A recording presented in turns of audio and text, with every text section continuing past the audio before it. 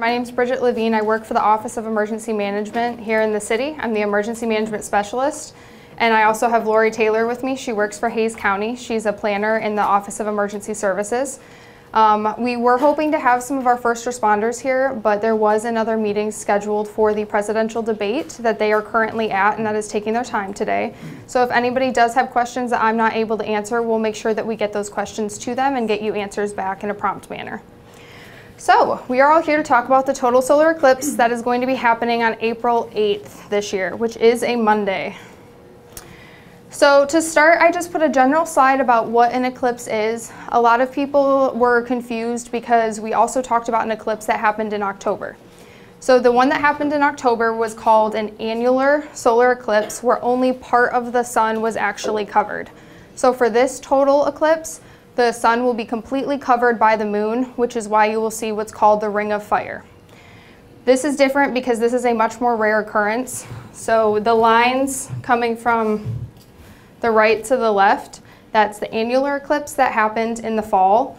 The line from the top right down to the bottom left is what the total eclipse is going to be this April. So it is covering a large portion of the United States, but as everybody knows, Central Texas is a beautiful place to visit in the spring, any time of year. And the solar eclipse is just giving people more of a reason to want to come.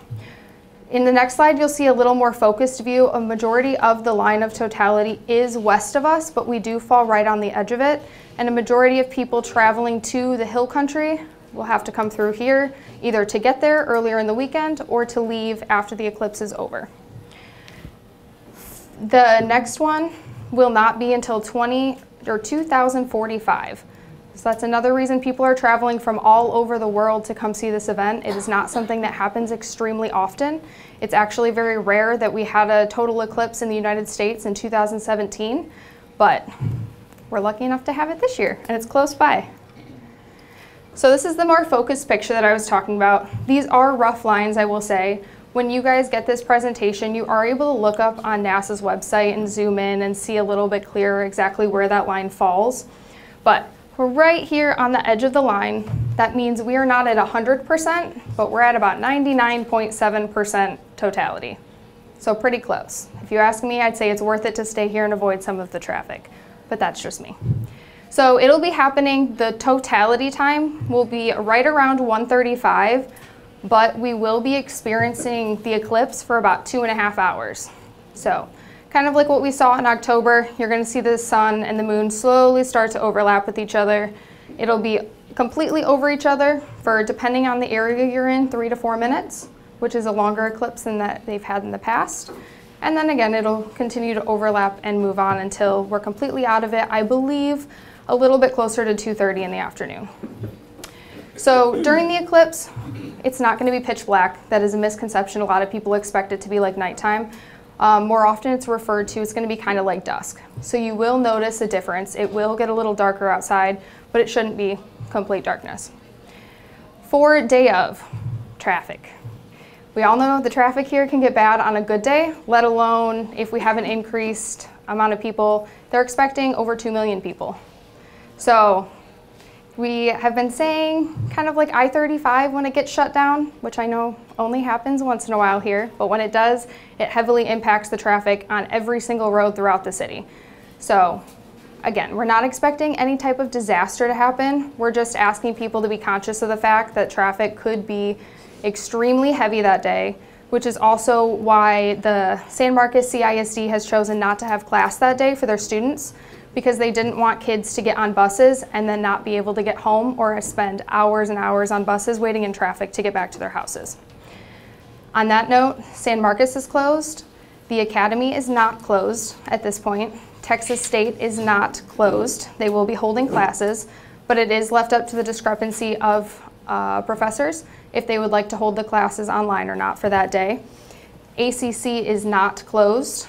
Hays County CISD has not closed, but Dripping Springs and Wimberley have chosen to close. So it's kind of off and on throughout the county who's going to be in session and who's not.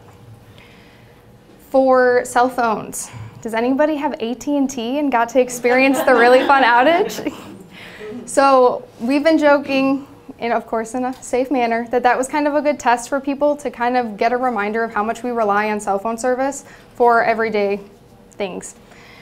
We're not expecting cell phone outages, like no one to be able to reach anybody, but anybody who lives over by Texas State Stadium knows that even during Texas State games, sometimes we can see slower cell phone reception. It's a little bit harder to get calls out or texts out. So if we do have an increased population, even just driving down I-35, we are expecting that maybe you could experience some types of interference, and hopefully not another outage by one of our cell phone carriers in the area. Now, for here, again, we're not expecting it to be that bad. If you're going out to the hill country, they are expecting there to be severe interference with cell phones, especially with the increased population.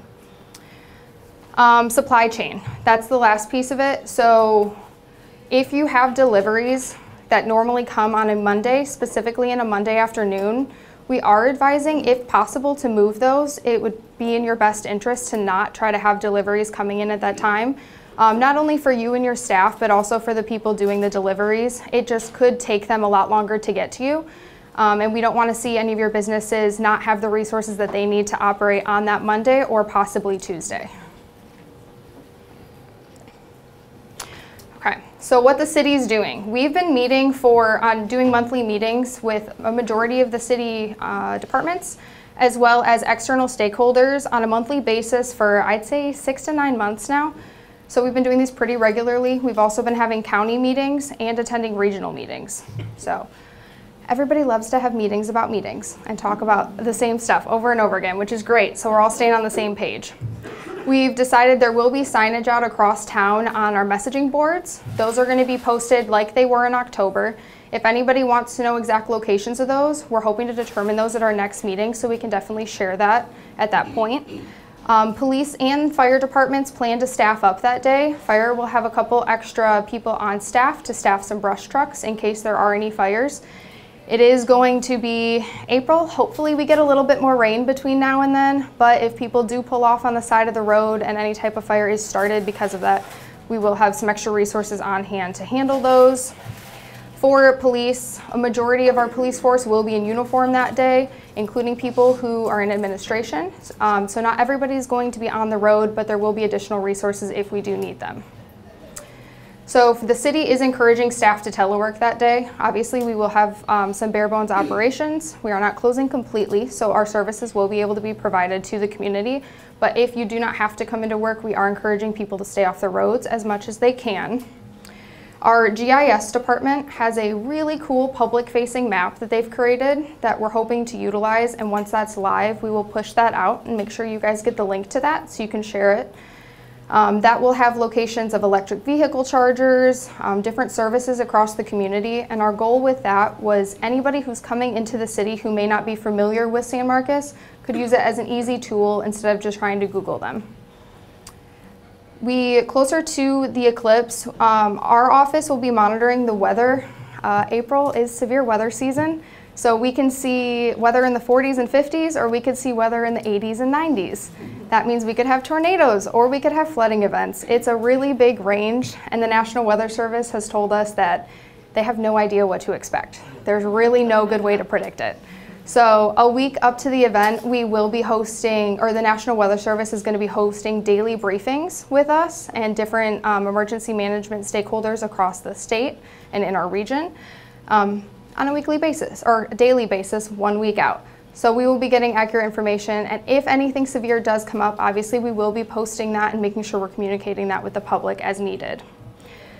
Speaking of social media, the posts from the city's perspective, from our communications department, should be starting sometime next week.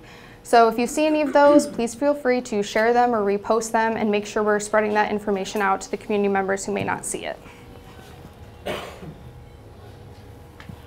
So the only known public events that we are currently having close to the city of San Marcos are Rough House Brewing and Middleton Brewing Company are both holding events. Now, that is not to say that the rest of the county is not having more. I think in our meeting, they briefed that we have over 20 or 25 different events happening across the county. I do not have them all. We can try to get a list and share that if people would like to know where those events are going to be held. TxDOT is going to be stopping construction 1 day prior to the eclipse, day of the eclipse, And then pending how it goes will be if they decide to continue closing construction for the day after. Now, I would like to reiterate, this means that temporary construction that is being done with the orange cones on the road, those orange cones will be pulled off, so that way all lanes can be open as they can. Anything that is permanently closed right now with cement barricades will continue to be closed. So a majority of our construction is going to continue to be in place. But they shouldn't be out actively working on it on that Sunday or Monday. So it is also peak wildflower season. I am not originally from Texas, so I did not know this, but we were briefed earlier this week that that also means it is snake breeding season. And this is just something we like to make sure our visitors are aware of, because if they see the pretty bluebonnets and see the pretty flowers, to make sure they don't go set their child or go walking into the flowers without trying to shuffle their feet or stomp their feet on the ground to make sure that there's no snakes in their surrounding area. We would like to avoid injury if possible. Or if you're like me, just stay away from them completely, because I will do everything in my power to stay away from snakes. Also, with wildflower season, it means that the state cannot mow. They're not allowed to mow around the wildflowers. It is against the law. So that does mean that some of the grass in the area could be longer. Again, we're just making that announcement, trying to make people aware of the fact, please do not pull over on the side of the road to watch this eclipse. If you do want to stop on the roadway to watch it, get off the roadway and don't do it in the grass, please. We do not want to have any fires start because a car sparks or something happens in the middle of the road. That goes for the highway too. We know we shouldn't have to say this, but we are expecting people to potentially stop to look up at the sky and, oh, what's happening? We had no idea this was going on today. This is so cool. And that's great until somebody hits each other, and we already know I-35 has a lot of accidents to begin with. So that's just something to kind of keep aware of if you are going to be traveling during this time. We're hoping the ISD is going to be sending out information to parents about safety tips for their kids, since students will not be in class that day. They are not providing glasses to families or students, but some of this information will hopefully give families alternatives if they're not able to get glasses, like some fun crafts or things that they could do with their kids to make sure that everybody's being safe. As I already mentioned, it's severe weather season. It's also Texas, so we could experience multiple different events in one day, as we're seeing right now across the state. So what you guys can do to be prepared. So we've talked about a few of these. Again, the first one, we don't feel like we should have to remind people, fill your cars up with gas and make sure your electric vehicles are charged if you do drive one. It may sound simple, but we are expecting gas stations to be busy, especially from people traveling in. And if you do get stuck on the highway in traffic, it is a lot easier to refill a car that has ran out of gas than it is to charge an electric vehicle. That is not a resource that we have right now, at least not in the city. So if your car dies or something does happen on the highway, it is likely going to have to be towed away or pushed off the road. So again, just make that consideration. Again, for the city, we're not super concerned about it, but for anybody traveling from the hill country, there is a lot of concern about electric vehicles dying on the road because there are not a lot of electric chargers west of us. We're very fortunate here in the I-35 corridor. We already talked about cell phone service, just keeping in mind that it could be spotty, which leads us to recommending to you guys consider how you may communicate with staff. If they do not live here, maybe where they are somewhere where cell service isn't as reliable, or if for any reason you have issues here, how are you going to talk to people? You want to make sure that you know where they are, that you can keep yourselves and your staff safe.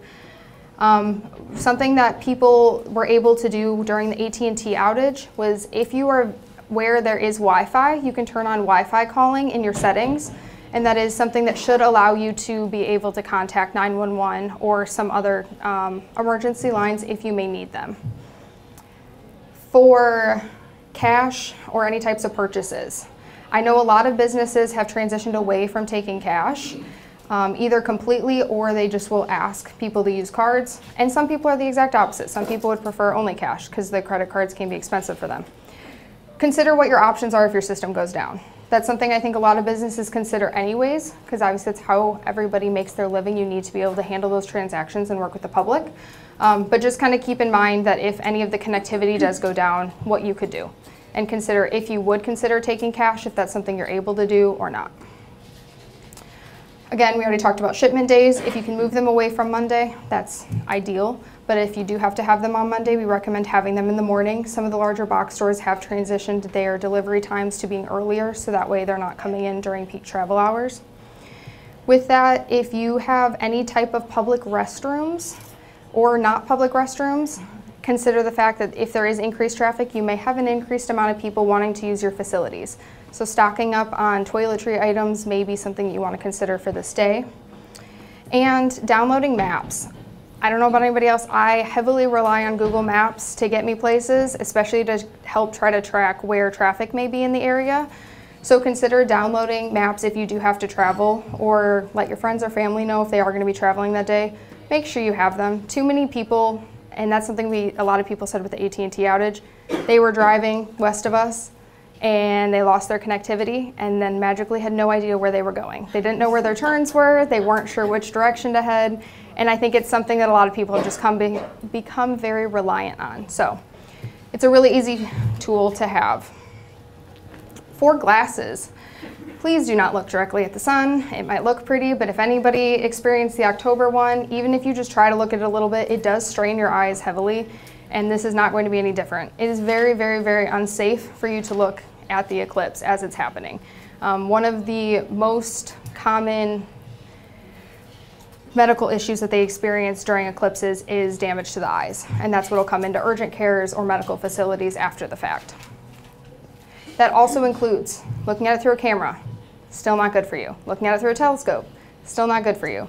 Looking at it through your sunglasses do not count. They're still could still damage your eyes. So there is a link on here where you can go if you'd like to see what makes the viewing glasses safe and where you could purchase those if you so choose to. I will tell you, a lot of the vendors that are selling glasses have either ran out of stock or raised their prices substantially. So there are some local vendors that I believe are selling them. You probably will pay $3, $4, $5 per pair, if not more in certain areas. But we do have a couple resources that are giving them out for free. So the library has 2 educational events coming up in March on the 18th and on the 28th. They will be giving out free glasses to families those 2 days during these events. So the first one is going to be an informational presentation by a retired university astronomy professor, and he's just going to be talking about what an eclipse is and some fun facts about it for kids and families. And then the next one is for homeschoolers or any families who homeschool, and both of these events, again, you will be able to receive some free glasses. Premium Outlets has let us know that leading up to the event, they are giving out free glasses as well. But I think they're hoping to get rid of a majority of them before the event happens, so then they're not left with a surplus after the fact. If we hear of any other places that are going to be offering them, we will be sure to share that with you guys. This is just what we know as of right now. We are planning to do a watch party at Tanger, and we'll have some glasses, not a lot, we'll have some, but we don't have our details yet, but I'll send that to you. Fantastic, and we'll make sure we get the time and everything and be able to push that out to people. That's awesome. And again, if anybody knows of events happening that I haven't talked about, please share those with me or with Paige, and she can send them to me after the fact. We're not trying to stop anybody from enjoying this. We just want to make sure people are being safe about it and make sure that our first responders are aware where these events are happening around the city. Two days before the eclipse, on Saturday, April 6th, is the annual STEAM fair at Wisconsin High School, and we will be handing out glasses to the students. So, oh, amazing. Students, you want to go to the STEAM fair anyway. Send the kids there and they can get glasses. Amazing. So this is just an essential supplies list.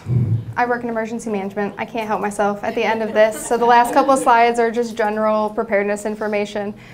These are things that we would recommend putting into an emergency kit. Not only would I say this is valuable for you to have at your house, we recommend if you can have something in your cars, even if it's not everything on this list, as well as maybe at your businesses for yourself and your staff or any public that may be there at the time that something happens. It's pretty standard. Just water, trash bags, medical information. Don't forget about your pets. A lot of people, their pets are their babies, and they will just leave with them in their arms. Please make sure you have leashes or food or any medication that you may need for them as well. That's all very important. This is our alert system. For anybody who is not currently signed up, which I'm not going to ask anyone to raise hands, but I hope you go on and sign up after this event. It's called Warn Central Texas. And some people will also refer to it as Everbridge. This is what we use to get emergency alerts out to our community. I bring this up because it is an opt-in system. So if you are not opted into the system, you will not receive the notifications from us.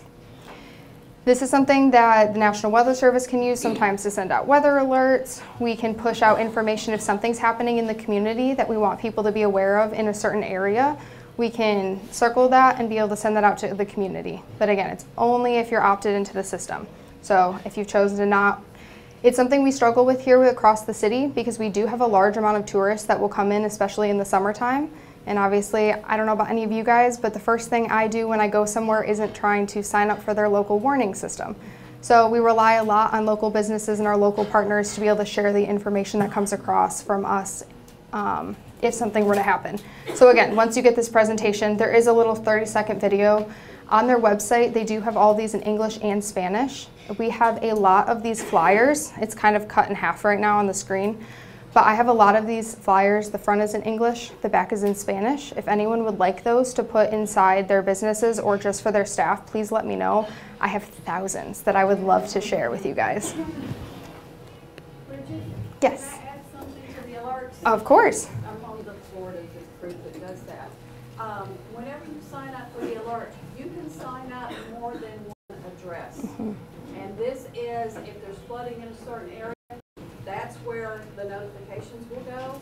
I'm usually telling people, you may not live in a flood area, but if Great Aunt Matilda does, and you need to know, put her address in also. What you may want to do is put your business address in, so that you get alert from the system based on the addresses that you put in the system. Yes. And addresses are extremely important, like she said, because if you get a number and we're geolocating an area, so if something happens downtown and we circle downtown, but your house or your area of business is 1 block off of that, you wouldn't receive that notification. So make sure the addresses and the locations that you need to know about are in there. That is a great point. So the last slide, again, just for your guys' information when you get this, there's a couple links on there. That's the City of San Marcos's website. They have created an Eclipse page. The City of Kyle has one, Hayes County has one as well, and we try to all share similar information, so we're putting one message across to all of our community members. We do know there's a lot of people who travel through San Marcos but maybe live in the outskirt areas, so we like to make sure that across the county we're spreading one message. There's also some information from NASA, again, that Eclipse glasses link, and then there's just a few phone numbers on there for the ISD if you have any questions about the schools, if you have kids in them, our Hayes County Office of Emergency Services, as well as the city's number. And then on the last page, if you guys have specific questions, feel free. That's my cell phone and my email address. You guys are more than welcome to reach out to me.